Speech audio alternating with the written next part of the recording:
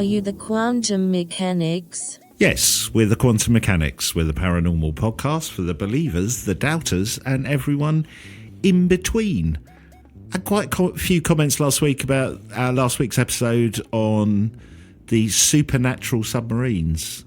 Lots of people picking up on what we talked about, that it, especially that one with the sea monster, it all felt very Jules Verne. Yeah, absolutely. Yeah, very, very crafted as a tale. There was a bit of me, I did research it and I did look it up on multiple sources. There was a bit of me going, is this a creepypasta story or something? Oh, I hadn't thought of that, yes. Yeah, there was something about it. Well, maybe not that story, but the first two, I did wonder if there was any creepypasta elements. But I did find them in multiple and reputable sources, so who knows? So well, like I said, the Muller Light book of research, yeah. Brought to you by Muller Light. I also wanted to thank Cameron Sadler, who's joined us as a Patreon, as a mechanics assistant. Thank you very much, Cameron, and has extended a lovely invitation to maybe join them on a ghost hunt later in the year. So yeah, we'll look into that. Yeah. That's quite an interesting one, isn't it? Very interesting one. Yes. It's funny now, I've got this thing, because obviously we've got our field trip coming up. I've got this thing that I don't want to talk about anything that we're going to do in the future in case we scupper it. For fear of jinxing it, yes. Yeah. No, we won't. No, we'll thank you now, Cameron, and we'll keep talking about that. Cool. Brilliant. So last week you were talking about hiding beneath the waves. Yeah. This week we're talking about hiding completely with invisibility. Oh, nice. And a story about somebody who claimed to have had an invisible machine, or a machine which created invisibility, and disappeared someone and they never came back. Oh, weird. I know. But whenever anybody says invisibility, I always think, I think people these days think about Harry Potter, don't they? And the invisibility cloak. Put the cloak on and then you disappear. Exactly. But I think growing up, I always thought about invisibility in terms of, I don't know, there were cartoon characters who could become invisible. There was the Invisible Man on the television. Yeah. And it didn't seem like something, like when you're young, it felt like, oh, that's completely achievable. And then when you start realising about the world about 8, you're like, it's never going to happen, is it? I also think of those Invisible Man type things, where you've got the glasses and the hat and you can't see anything underneath. Yes. Or the really bad effects before the days of CGI, where you'd see a gun just floating around on a piece of string. Do you know what I mean? Right. So the problem with that, I always felt, and even as a kid I realised this. So the Invisible Man, you're right, he has to put, to be seen, he has to wrap himself in a bandage, doesn't he? Yeah, around like his a face. mummy. So does that mean he walks around naked? Well, yeah, exactly. That's odd, isn't it? It is odd. Well, I guess it's not odd as long as you can control when you're invisible and when you're visible. It's pretty tough in the winter, though. I don't know. I think if you're walking around invisible, even if you're invisible, you'd walk into a room and go, I've got my tackle out. Yeah. Or it'd be like sort of so cold. It just doesn't seem like a practical thing. It's a bit Operation U-Tree, isn't it? But if he is fully clothed, how come those clothes are invisible and not the gun? Exactly. Is it a fabric thing? What? So anyone who's listening, I do just want to point out, Ben, you are not wearing clothes. And you've rematerialised. No, I did which that. Is a bit disturbing. I did that on purpose. I thought the podcast would sound different if I was naked. Yeah. Who would know? Who would possibly know? Apart from me. This chair is a little sticky, but apart from that... Oh, no. No, it's all right. It's just like riding around in, your 1970s cars when you wore shorts. Yes. These are just so painful. It's okay. But look, in all seriousness, 2006, two groups of researchers, University of St Andrews and another Imperial College and Duke University, they demonstrated that theoretically it's possible to make an optical invisibility cloak. So I should point out, all the way through this, we're talking about optical invisibility. So I'm not talking about planes that deflect radar or anything like that, just optical invisibility. Are you going to get on to... Because there's some tanks that do this, aren't there? I don't know if it depends on your level of invisibility, doesn't it? Where does camouflage become invisibility? There's a question. No. We're talking about true, so the object remains, but you can't see it. So in this respect, the research they were talking about, They said the cloaks were spherical objects made of materials tailored to guide light round like a hidden region as if it encountered nothing at all. So that is almost like what you're talking about, the tanks. It's not a mirror. It's like you bend the light so so the thing isn't there. And like they say, the principle is like a mirage on a sunny day. The heat on the pavement changes the density of the air above it, causing light from the sun to follow a curved path, making it look like there's water on the road. But is that the same thing. thing of those ship and boat mirages where they look like they're floating above the sea? Similar principle? Yeah, similar principle. And in a more sort of advanced and almost Star Trek-y kind of way, apparently it's been shown that it's possible to make an optical wormhole that acts like an invisible tunnel that conveys light from one end of a region of space to another. And these same design tools have been used to model black holes. Yeah, so I'm going to have to pause you there a little bit. Sorry, is this a theoretical thing, or has somebody managed to produce one of these? It's a model, right? So they haven't produced it, but they've shown that it's possible. It's possible. Wow. Yeah, and it's also been very... I was interested to know when people started writing about it as well. First story, apparently, to a scientifically attempt invisibility, written in 1959 by the author James O'Brien. He's quite famous, Irish-American guy. He wrote a story about a boarding house haunted by an invisible monster and attempted to justify how such a monster might exist using what little was known about optics at the time. So I think what we're going to get into is where... the reality meets like the science fiction, because usually, obviously, science fiction quite often leads the way, and people are like, "Oh, that's cool." Like the Star Trek holodeck, people have been trying to recreate that, like the replicator thing that kind of creates food from particles and all that kind of stuff. So what you're saying, though, that was in 1955 or whatever it was. You're saying the that idea was of 1859. 1859. Okay. So I guess the idea of invisible creatures goes back before that, but that one was trying to almost have some true science fiction behind it. Exactly, yeah. It was trying to justify... science fiction rather than fantasy. Rather than fantasy, yes, that's correct. Right. And part of that, as you look at various articles about this, X-rays, 1895, they convinced many people that scientists would be looking through their clothing. Yes. So people are buying like X-ray proof underwear. So there's this whole kind of... The reason I made a big deal about this being optical spectrum is that people kind of get it confused, and like X-rays can see through things. Yeah. Will people be able to see through me? Can I be invisible? There's a whole thing going on in the late 1800s where invisibility is a thing. And that turns into something which becomes a bit of I hesitate to say a flap, but it becomes an interest in the 1930s. So this excitement, I think, goes some way to explain where we end up with this newspaper article from October 1936. Invisibility at last within the grasp of man. 2 Hungarian scientists, it says, solve age-old quests with devices worthy of Arabian Nights wizards. So quite often, these things, these scientific inventions, even if they're pseudoscience, and we'll come on to whether they are or not, refers back to like the magical, the mysterious, and fairy tales. A bit in a similar way, that kind of almost the same way a tabloid treats UFOs or paranormal stories, isn't it?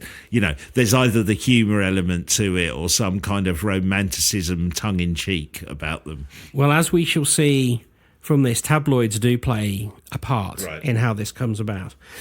But this article goes on to say, in a demonstration of this machine, recently the stage was set with a backdrop of wide red and white stripes. A chair lifted from among the onlookers so that all could see that it was genuine was placed in front of this conspicuous background. Then a young man, and this made me laugh, a very substantial young man, who had been walking around among the onlookers, stepped onto the stage and sat down in the chair. Soon he grew dim in appearance, became sort of thin vapour, so the striped background was visible through the outlines of his body. Then he disappeared completely. But the chair remained. Right, I was going to say, the chair remained. Oh, wow, all right. As well as that, the young man continued talking to the onlookers as an evidence of his presence. His disappearance, nevertheless, was to all intents and purposes so absolutely real that when the inventor called on the operator of the machine to bring the young man back to sight, one of the onlookers exclaimed, "But suppose you should ever fail to bring him back, what then?" But the operator did bring back the young man, only to try the experiment all over again, but this time the young man moved out, did a few jig steps with his feet. The disappearing effect began with his head and slowly worked down over his body until only his feet were left dancing about. How weird. So, I'm assuming he was clothed. In this instance, yes, he was. They'd certainly say if he wasn't, wouldn't they? Yes. The inventor says it's a combination of lights and shadows. The machine produces rays of invisible light, some rays of great intensity, some of minor intensity. They play one against the other. And the reporter says, anyway, it seems like magic. Another Hungarian by the name of Stephen Pribble, remember that name, he's going to become important, Okay. a professor of optics, has invented a machine producing invisible rays. This machine has the effect of making parts of an object apparently fade away, leaving the insides exposed. So this is the first time that there appears to be a reportage of something like this happening on stage, which is talked about in a way that isn't magic. It's spoken about as an experiment that is being demonstrated. And that last bit that you mentioned, that does sound a bit like, oh my God, like an X-ray of people are going to be able to see through my clothes and see, that implication of that last story. It's weird that Hungary's a hotbed of that activity at that time in this field. Yes, it is. It is. And it's also weird that a reporter should be writing so exuberantly, isn't it? Don't you think? And Yes. There's a reason for this. Okay. All right. Because there was a few things going through my mind. If it was real, then, obviously we'd probably know more about it. The demonstration itself was real, I can tell you that. This happened. So there's a couple of things running through my mind. So if it happened, it's reminding me of how mentalists like Darren Brown and stuff kind of merge magic with hypnotism, with other things. Do you know what I mean? And it's that idea of almost passing it off as a scientific experiment where it's just a really good trick, maybe. I'll tell you this much. There is a machine involved, and the machine does do something. Okay. But let's move back to Stephen Pribble. We are going to come back to that, though, aren't we? We're going to come back to Good. that. All right, God. Because You get me worried then. No. I thought you disappeared. He's the... Just the middle bit, luckily. I found a sock, it's fine. He becomes known as the Invisibility Man. And you will find out how famous he becomes. I can owe part of the telling of this story to a brilliant blog I found called Jot 101. I appreciate the name of your blog, people. And the author of this blog starts by telling us that he's looking at 3 photographs from the photo archive of the newspaper El Mundo of Argentina. The other thing you need to know is that these photographs are dated the 1st of April. Now, don't get excited. This isn't an April Fool's gag. It's just a brilliant piece of... Is that just a coincidence? Coincidence, yes. Yeah. According to the typewritten labels on the back of each photograph, Pribble placed 3 objects, a teddy bear, a bronze statuette, and an opaque china vase into this apparatus, basically a wooden box fronted by a picture frame, behind which is a sort of slatted... It's like it's so that you can show that something's disappearing, basically. It's like stripes. Out of the back of this box are electrical cables, and they're connected to a supply. See, you've got me suspicious now with the box. Do you know what I mean? Yes. Well, you're right to be. And the photo again. So the last photo shows that all the objects have now disappeared. They're in the same place, perfectly tangible, the caption points out, but are completely invisible. So the author of this piece is claiming, so the author that this is being reported on here, not the contemporary author, is saying that they were able to feel these objects. Right. It would seem, however, that this is no April Fool's joke, the author says, of course. For 18 months later, in October 1936, the American magazine Modern Mechanics ran a 4-page article focusing on the invisibility claims of Pribble and another Hungarian, Adam Gazowski. And this is the article I just quoted from at the beginning. So this is the first time that an American newspaper is picking up on the thing. But this isn't the first time that Pribble is known. So it goes on to say that modern mechanics describe Pribble as a professor of optics, which implies that he was a university teacher. But it also seems unlikely that any academic institution would look favourably upon one of its staff touring America for 18 months or more with such preposterous claims. Right. There's no evidence that Pribble, who looks no more than 35 in his photo, ever carved out a career as a scientist. What happened to him? Did he adopt a stage name and become a magician, or did he return to his old job? Well, then I found another piece, which is brilliantly from another blog called Flying Cars and Food Pills. Pretty. And this author points out the story of Pribble really kicks off and gets weird with a story on October the 20th, 1935, in a syndicated piece called American Weekly. So this is like a pull-out magazine which goes into other publications. You know, like Reader's Digest or sort something, of, like yes. a journal of other publications. Yeah. That's right. And this article reads, "The Vanishing Lady Who Couldn't Be Brought Back." And I've got a picture of the article here. Professor Stephen Pribble, it says. Yeah. The article, though, is honest enough to admit that this was actually bestowed on him by his press agent, the Professor Beard, was in the middle of his act in the City Park Theatre. Pribble was also an electrical engineer who the newspaper again reports his claims that his invention is not a trick with mirrors, but a real discovery about light rays.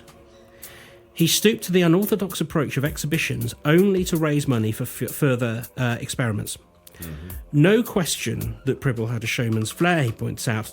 To reassure his audience, scattered through an almost empty theatre, he first vanished and brought back a dachshund.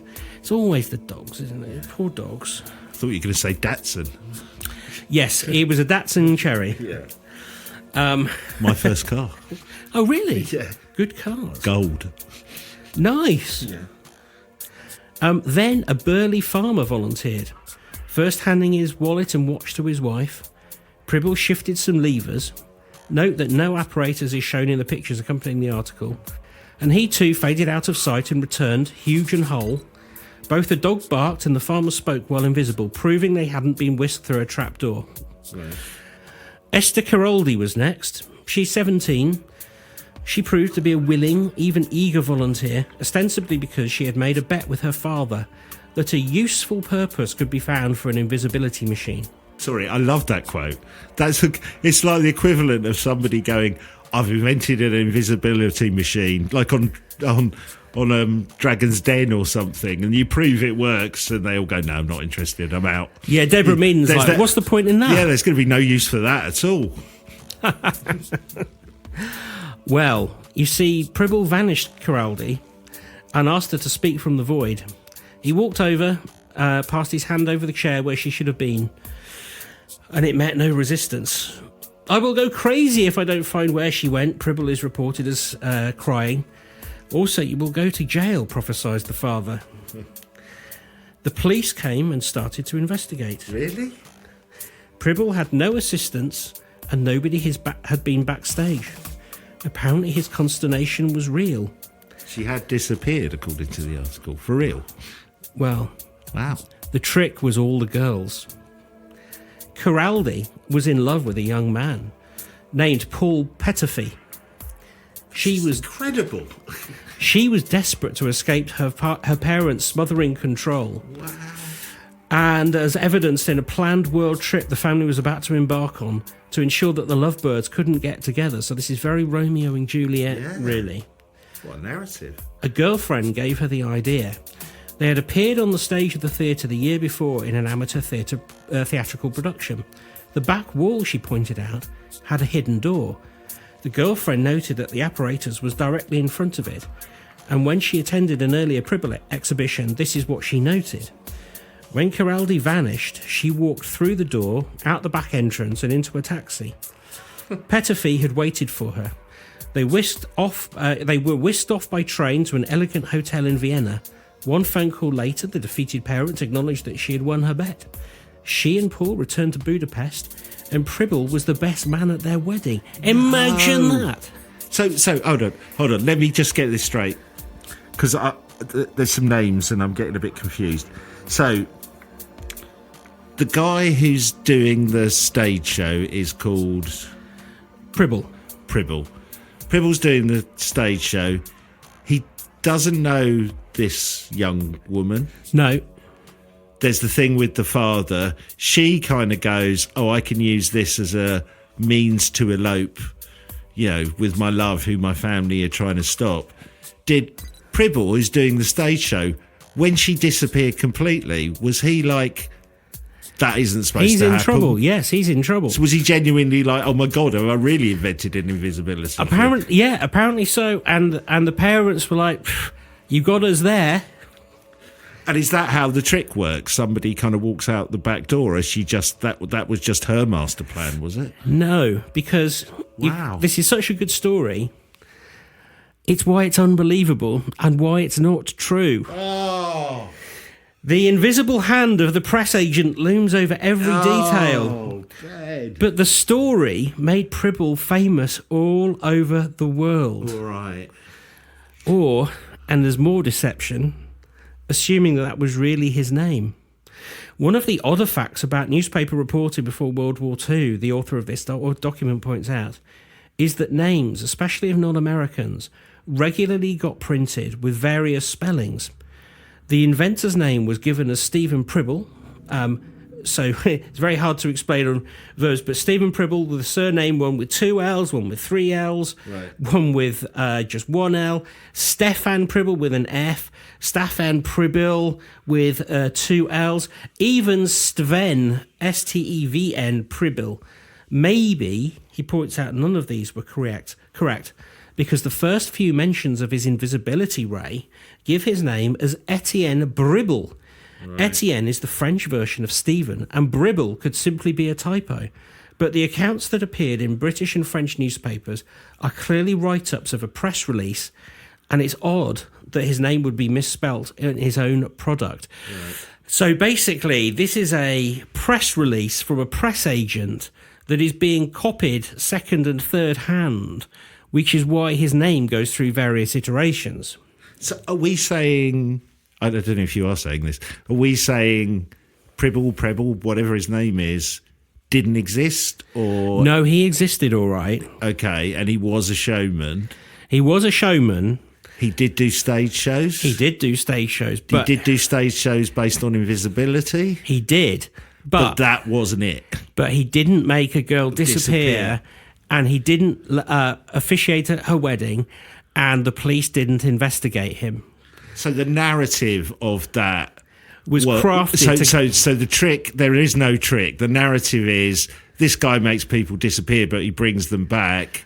She used that opportunity to sneak out the back door and run away. That didn't happen. Yeah, and then you've got, like you said, this Romeo and Juliet narrative. So we will find out what he's up to soon. But what's really interesting is that they managed to pull out all of the mentions so we could see the development of his work. So this author says, Etienne Bribble, Stephen Pribble, they are the same person. Right. So from the Hartlepool Northern Daily Mail, a young Hungarian inventor, Mr. Etienne Bribble, who's only 24 years old, claims to have developed a ray in which a marble statue becomes invisible to the eye. He gave a demonstration of his statue to a representative of the paper, the Budapest Herlap, who tells how, after the rays played on the statue, it slowly disappeared. But when the newspaper man put his hand where there had been the statue, he felt it. Under further ray treatment, the statue reappeared, he says. Mr. Bribble refuses to divulge the secret of his invention, but he proposes to give a demonstration before experts. How convincing this demonstration was can be seen in a 1935 mention from the Dundee Evening Telegraph. Mr. Pribble can make objects of stone, metal, textiles, wood, a human hand, any object whatsoever, entirely invisible by placing them inside a specially prepared box, which is connected by wires to an electrical apparatus which the inventor operates. By switching on a current, the exact qualities of which Mr. Pribble does not care to divulge, the tangible objects within the small box, of which the front has been taken out, stage-like, gradually fade away and finally become entirely invisible. It sounds a bit like where these sources are coming from. He's on some regional tour, doesn't he? Just kind of working with the local press. Yes, that's exactly right. And this is why he's building up this idea that he has invented something, because in every single description that is coming up in the newspaper, we get very, very detailed observation on the invention. So we're not so much focused on like the majesty of the trick. Yeah. It's more what it is. So in this particular instance, again, in the box are placed objects of any description or material. A couple of electric wires lead from the demonstration box to another box placed at some distance from it. And they go into detail. The second box, there's an operator on it. So there's this idea that there's something electrical going on. Yeah. And The rays. And this, the second operator is skilled enough to be able to control what is being fired at this. Yes, exactly. It's almost misdirection in plain sight, isn't it? Because if you focus on the disappearance as the marvel, you do start thinking magic trick. Whereas if the focus is the science or the machine itself, it's like the machine becomes the important bit and the disappearing becomes secondary, if you know what I mean, in a weird way. That's exactly right. And this is the intention. This is very much the intention. There are some things which when you realise later on what's happening here are completely impossible and are likely inventions again of a press agent. So in this particular, from this Scottish newspaper, the stripes of the background curtain seem to cover the teddy bear or the metal statue placed in front of it. Yeah. The bear, the statue, or the hand seem to melt into the background, and another moment they have vanished entirely. This is reminding me of various street magicians who do that levitation trick. And when they film it live and you get the audience's reaction, they can, they've worked out a way of doing it that makes them look like they're levitating a little bit and people go, wow. But then after they finish filming, they go back and shoot a thing and kind of wire them up to like a little crane and lift them up a lot higher than it was on when they did it live. And it's like this marvel. It's reminded me of that. He's got some invisibility trick and then it gets embellished by the press agent and, various stories get thrown in that makes it bigger than the original trick was, if you're with me. I think you're absolutely right. And from what we've come so far, it looks like he's trying to sell as a magician's illusion, isn't he? That is what it sounds like. That's what it feels like, yeah. And he deviates from this story a couple of times, but the most sort of scientific time he comes down to this is when he's interviewed by the New York Daily News on his way to London to show off the device. And he says to the reporter, while the reporter reports from what he's told him, that Mr. Pribble, Dr. Pribble, he gives him, stumbled on the ray by accident while experimenting with mercury vacuum lamps in his Budapest laboratory. He noticed certain objects became blurry in appearance and then faded entirely from sight when subjected to rays whose exact nature he has not yet been able to determine. That sounds like the sort of thing that a stage magician would say to obfuscate what was really happening, doesn't it? It's a bit, the eighth wonder of the world. Yes, how very convenient, says the author. But, and this I find absolutely fascinating, the newspaper coverage alone isn't what makes him famous, nor is that press article about the girl disappearing. Right. Pribble also appears on cigarette cards. Right. So I've got one here. This one is issued with Max Cigarettes, a series of 250 pictures. He is number 4, vanishing before your eyes. And it points out, he says this wonder was worked by a Hungarian scientist Pribble by means of a secret ray. And it's written as a scientific piece. And these cards, are they themed? Is there is it like magician's theme or is it a science theme? Or it's a science theme. So I did some research on this. So cigarette cards, incredibly popular in England. 5,000 series of cards issued by all sorts of different manufacturers. And by the 1930s, science and technology were the hot topics. Right. The 250 cards in the set which Pribble appears in are called The Age of Power and Wonder, and they were published between 35 and 38. And as I say, Pribble made card number 4, and that means that he made an immediate splash in the public consciousness. This was not something to be fooled around with. I know it seems bizarre now that cigarette cards would have any kind of validity, but they do, because they're put alongside, proper inventors and, Marconi and people like that. They all appear in this. It's a shame we don't do more of that these days, things in, not the cigarette cards, but, it's reminding me of, like, when we were kids, things in cereal packets and stuff like that. There'd be little toys and things like that. That seems to have died out, doesn't it? Toys in cigarette packets were good. Yeah, yeah. I just want to show you the picture of this cigarette card, because go on. I don't think I've seen a smugger man. Oh, it's a photograph. It's photorealistic. It's photorealistic, I think, yes. Yeah, so I'll describe it. It's this... He does look young, kind of thin-faced man, smart suit and tie, and then there are, like... Look at the machine! Yeah, there's a machine. Bits of that machine look like the front bit of a Dalek. It's very Doctor Who-ish. In early Doctor Who, he could be fiddling with a TARDIS. Yeah. But look at that. If you just want to punch him, wouldn't you? Is that a euphemism? It's because he's wearing no clothes. He looks so smug, though. So smug. We'll put pictures of that on our Patreon site, patreon.com/TQM pod, so you can go and have a look, and some of the other stuff. That's not how I expected the card to look. Weirdly, I did have this image of it being almost like a Houdini poster rather than... But you're right, that is a scientific style presentation rather than a fantasy performance magician presentation of a card, isn't it? It is. And his invention not only gets number 4, but Stephen himself gets card number 129. So he appears twice. What? Why twice? Because he's so popular. Right. They describe him... Collect them all.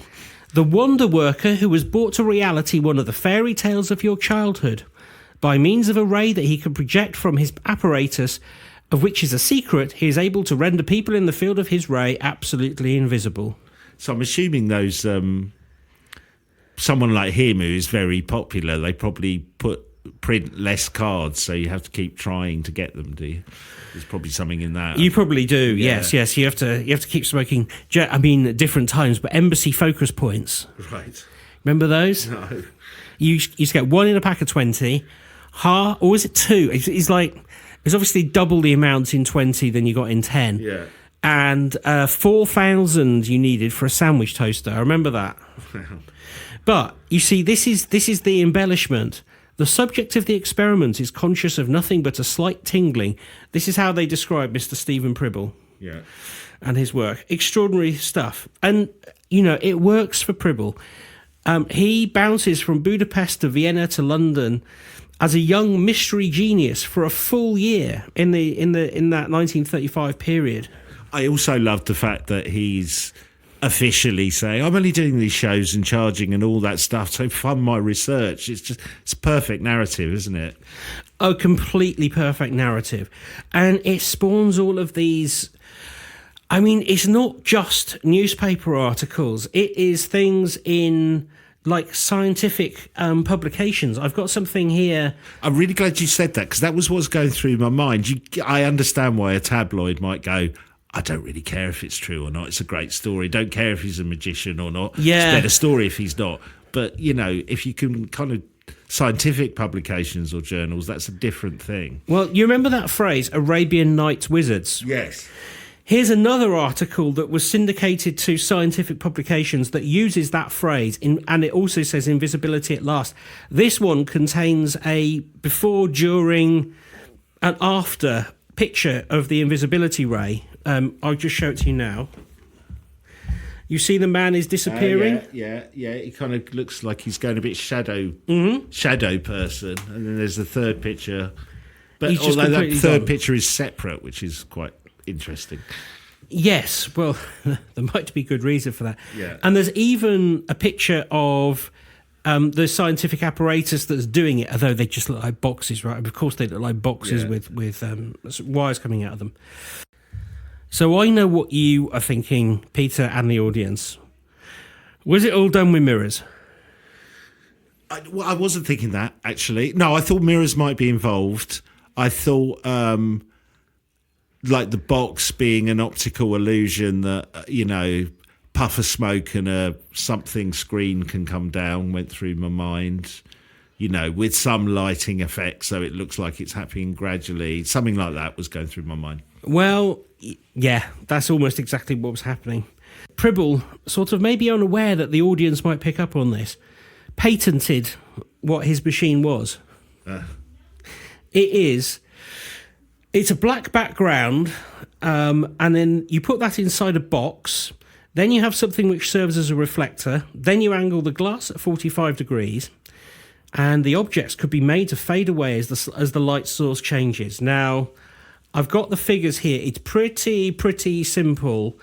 It turns out that Pribble... So, actually, I should just say, I've got a good reference here. Pepper's Ghost. Do you know the Pepper's Ghost? No. So Pepper's Ghost, probably a lot of you listening will be familiar with it. You use it on stage shows. It's basically, you can project the image of something onto, say, a piece of fabric. So you can make somebody appear to be walking across the stage, but actually all it is a projection of their image from below the stage onto a piece of muslin cloth, for example. Right.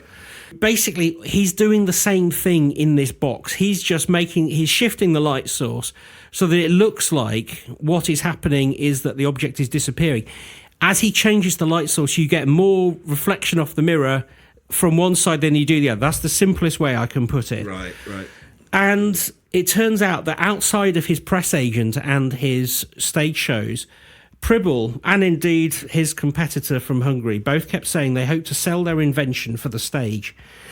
They basically hyped the modern science to get them into the papers in a way that no magician ever could. So this was a deliberate attempt to sell a piece of patented stage magician equipment to illusionists who, would have paid handsome money, and they would only do it if they thought that there was something, it wasn't just a backroom shop, because it's a simple device. It isn't worth thousands. You can build it yourself. The other thing that's going through my mind with this, and I know there are varying views on this person, it's reminding me very much of Uri Geller. Yeah. Because of, I know some people do think he's got paranormal powers. I'm not sure, but if you go with, no, he's a brilliant illusionist, mentalist, and magician. What he hit on was his style of presentation. Do you know what I mean? That I can do these amazing feats. Still does it brilliantly today, and it was not like anybody else was doing it. That kind of, Paul Daniels or Vegas style performance. So I loved that about this guy. He's kind of hit on, let's do it from a slightly different approach. Yes. And then great showmanship. And he nearly makes it because, he's literally in the papers and he's going around the world showing this thing off as a science experiment, not as a trick. Because if he could have got a trick, he wouldn't have done it. I will say, though, that I learned this from this article I was reading. It points out that no magician could get in the papers that way. Apparently there's one exception, a chap called Joseph Dunninger. Good name. It is. And apparently he was the premier magician of the age, a successor to Houdini. And apparently anything that he said got in the news.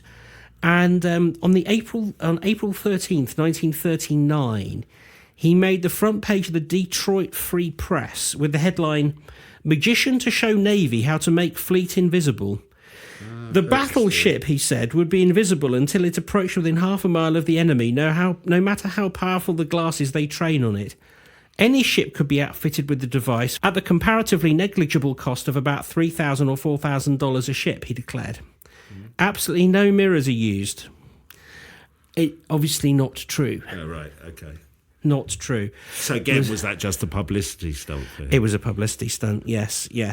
If we go back to the box and this, the whole disappearing illusion, the machinery that you showed me a picture of, the kind of Doctor Who set type stuff. Yes. Did that do anything? Did that kind of power the machine, or was that just theatrics? It moves the mirror. Right. It moves the mirror. So it was almost hammed up. Absolutely. To, some redundant bits or whatever. It's like, yeah, okay. And the bit when they say they can feel the teddy bear in the box, that's because the teddy bear is still in the box. Right. So they're putting their hand into a different part of the mirror section. Right. So they're just going through a slot and the teddy bear is still there. Yeah, because you'd kind of reach around for it, wouldn't you? Yeah. Yes. Yeah. And I'm very surprised that nobody just yanked it out. That's what I would have done. So the teddy bear in that example doesn't move. There's no hidden compartments. It's literally mirrors, light, and just, a visual trick, visual illusion. That's right, and it isn't clear that when he performs the trick on a person, whether he says to them, "Don't tell anyone," or whether he keeps the illusion. Though? Well, maybe not. Although they might look down at their own hand and go, "But I can see my hand." Yes, but you might go with the narrative. I can see myself, but they can't see me. Be quite freaky, actually, if you did believe in it and you're sat there going, I can see my hand, but the audience can't see me. That would be really strange. Very Emperor's New Clothes. Yeah. And particularly if anyone did decide to get naked and walk around the audience, a very bad move. Can I come back, actually? Was it him or was it the other guy who did the bit with the feet dancing? It was the other guy. Right, so that's probably some kind of plant that they've used to kind of, or again, just a fake story, maybe. No, it probably would have worked because it depends on how you have your box set up. So we don't know, we know what his patent is, and I'll tell you some of his patent words in a minute because they deliberately make it difficult to understand so that it's basically a salesman's trick, I think, to kind of be selling snake oil. But it is possible, with the Pepper's Ghost trick. I mean, Pepper's Ghost, you can just Google it on Wikipedia. You could absolutely do that trick without any problem at all. You could make just feet dance across the stage. It's literally just where you point the light. It's not a problem at all. Yeah. I believe that is possible. It's the sort of thing that they were doing to just show that it was real. The person who wrote this article did go to the trouble of extracting the wording for the patent. And I'll just read you the first line because you can see that, it says, the present invention relates to an apparatus by means of which persons, objects, or the like normally visible on a stage in some exhibition space or in a portable apparatus, all of which have surroundings which remain visible, can be made gradually invisible and again visible. That is to say, the person's objects or the like appear to disappear, then reappear. And it goes on like that again and again. It's like there's a page of this. What I'm thinking is his motivation, because we know, don't we, that magicians' tricks, especially complex ones, you can pay a fortune for them, can't you? You kind can of get them built and all that kind of stuff. So he's obviously gone, somebody's going to work out how I do this. I'm going to try and put a patent on it, but I need to be... he was expecting someone to know. He was expecting someone to work it out, yes. But he's written in an opaque way to try and keep the narrative of his act at least a little bit opaque. And the narrative of the skill required in the design of the machine. Yes. Because he's kept it so vague that anybody who built a device that was similar would be infringing his patent. Right. So it is possible, although he's talking about a box, Pepper's Ghost is usually done with a projector and some material on a stage. But I don't, obviously it's out of patent now, and whether he was granted a worldwide patent, I'm not entirely sure. Yeah. But it's just a brilliant magician's trick. But he must have spent ages coming up with that wording, mustn't he? Oh, yes. How much do I give away? Even if it's just a trick, let alone keeping this illusion that it works as a... Well, absolutely. And the skill of it is all in that. Well, they call it presentation. I mean, it's just his PR. The skill is all in the PR. I love that. Well, I love it as well. I was so disappointed because I really felt like he'd invented a trick and someone had disappeared and he'd gone, oh no, have I killed them? Yeah. Well, and it's funny when you were telling that story about the person disappearing, and like I think you said it, Romeo and Juliet type thing. It was like, again, I thought in my mind, that sounds like creepypasta. It's too good to be true, isn't it?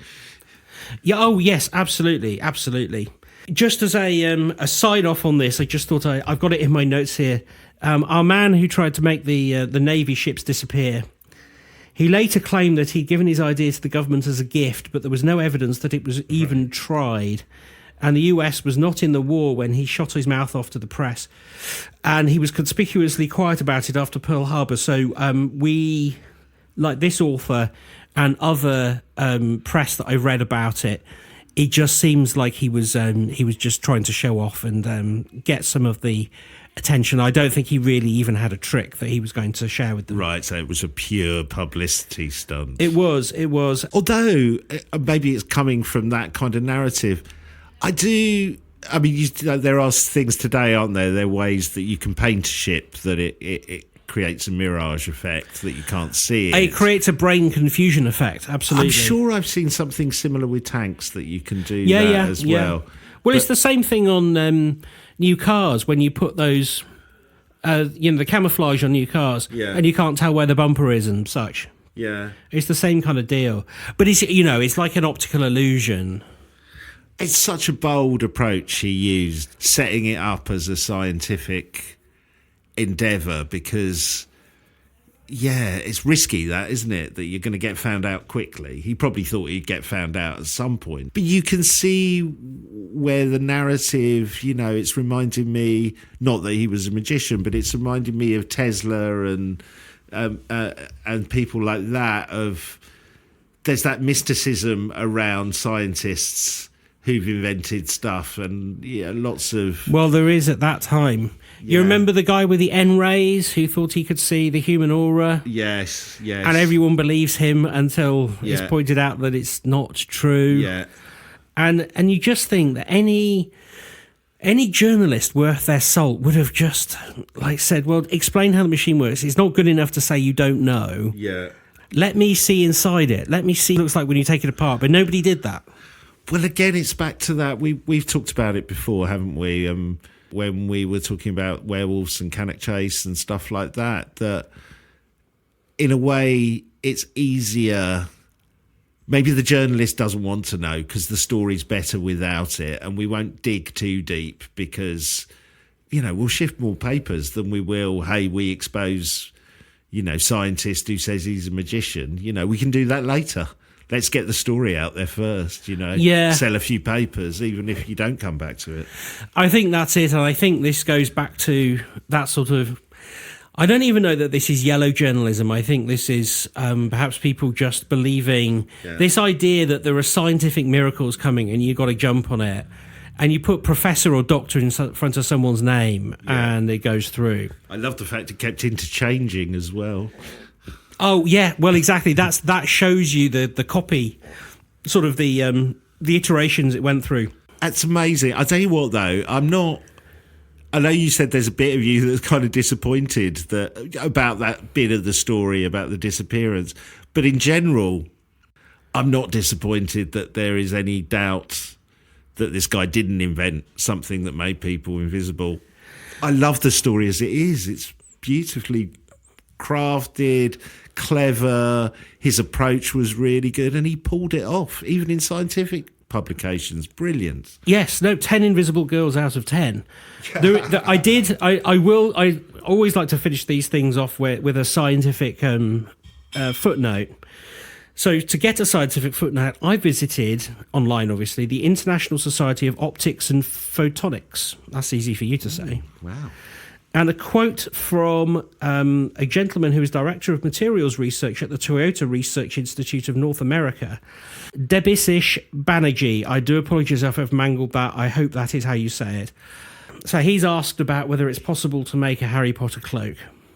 In terms of optical cloaking, it's a very nice idea to allow light to go around an object. But the problem is, light is not one wavelength. He explains that how light travels in a medium depends on the properties of both the light and the medium. If we want to see visible cloaking for each wavelength, we have to change the medium separately. This means that the metamaterials used would have to be designed to accommodate every wavelength of visible light individually to guide them around the intended object to be cloaked. It is just too difficult of an engineering task, he states. Because of this major limitation in metamaterials, sometimes scientists have decided to explore older, simpler ideas in the quest for broadband cloaking, ray optics, and that's not a man called Ray Optics. This is love that. Oh, that's a great stage name. Hi, Ray Optics. So this is basically what I described at the top of the show. It's basically people sort of pointing light around things, but they're not doing it. So he's talking about doing it in a way that you could be measured by, like, on infrared, on ultraviolet, and you still wouldn't be able to see it. He's pointing out that this has a very limited, it's like basically you can hide it from humans, but you can't really make it invisible. There's probably, a dog could see it or a machine could see it. That's what he's basically saying. That Harry Potter was a very lucky boy. He was, but, maybe... Shows why even in the wizarding world there was only one invisibility cloak. Yeah, well, if Mr. Banerjee had his way, then he probably wasn't visible in all the optical spectrums. And bringing me back to the Invisible Man with his gun, in my bare little brain understanding of that scientific explanation you just gave, the gun itself would affect the way the light works, wouldn't it? Correct. So even if you could see it, you'd see it would screw up the whole thing, even if you could make it work in the first place. Correct. Whilst looking around this, I think probably the best we could hope for with current knowledge, it would be something akin to the Predator cloaking device. Yeah. You can see something, but you're not sure what it is. Yeah. And of course, when it moves, the whole process has got to start all over again. Yeah, that's right. Yeah. Amazing. I really enjoyed that. And I hats off to that showman, let's call him. Invisible hats off. Invisible, yeah. If my invisible hat is off to that showman, that's brilliant. So now I've done that, should I get dressed? Yeah, put your clothes back on. Okay, I'll go and do that. What a great episode. Well, you said to me last week, I did say, what we got next week? And you did kind of hint at invisibility. And when you started, I was like, there's going to be like really kind of paranormal, unsure stories of invisibility. It's one of those that, no, it's a showman, but I love that. It's just fascinating, really fascinating. Well, it's a good one. While I look for my other sock, I'll just tease that we are doing the long-anticipated field trip tomorrow. Yep. We'll let everyone on our Patreon site know when we've done it, so as not to jinx it. Maybe we'll post a couple of bits when we're there. Yes, exactly. To at least some photos, so you get an idea of where we're going. Interestingly, I did mention the location in this episode, so I'm not mentioning it again, so that gives you a little bit of a clue. Well, if we survive our field trip, we will be back next week. But for this week, we're going to disappear, aren't we, Bill? We are, like Pepper's ghost. I can still feel you. That sounds so wrong. I know. Just passing my sock. I'll see you next week. Bye. Bye.